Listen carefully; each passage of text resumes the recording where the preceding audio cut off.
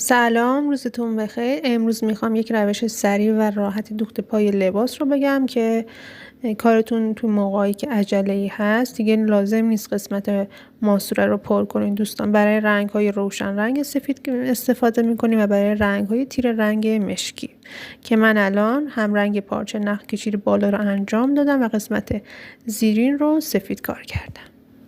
خب حالا چطور کار میکنیم؟ ما اگه مثل روش قبل کار کنیم موقع دوخت ماسوره یعنی رنگ سفید به رو میاد، ولی ما نمیخوایم اینطور بشه، پس برعکس کار میکنیم و موقع دوخت قسمت زاپاس رو به زیر میبریم به این صورت و کل زاپاس هم موقع کار کردن دقت داشته باشین که یکسان به زیر بره دوستان.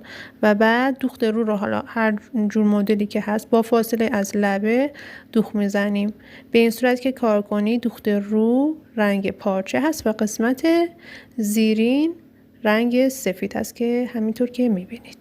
به این صورت که کار کنی کارتون تمیز و سریع در میاد و موقعی که کارتون عجله‌ای هست به این روش خیلی ساده میتونید کار کنید.